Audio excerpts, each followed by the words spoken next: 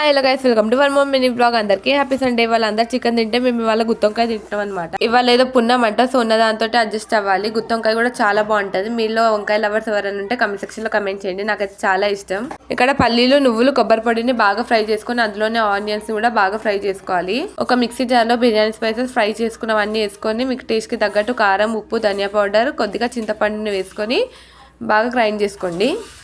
అది మంచిగా thick paste అయ్యాక ఒక ప్యాన్ తీసుకొని అందులో ఆయిల్ పోసుకొని ఆనియన్స్, పసుపు, అల్లం వెల్లుల్లి పేస్ట్ వేసుకొని కొద్దిగా ఫ్రై అవ్వనివ్వాలి.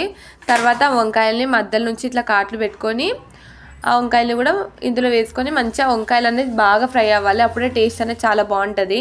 వంకాయలు మంచిగా ఫ్రై అయ్యాక మనం గ్రైండ్ చేసుకున్న పేస్ట్ని ఇందులో వేసుకొని ఒక 10 మినిట్స్ ఉడకనివ్వాలి. ఇప్పుడే ఈ టైంలోనే చెక్ చేసుకోవాలన్నమాట. కారం, ఉప్పు ఏమైనా తక్కువ ఉంటే అడ్జస్ట్ చేసుకోవాలి.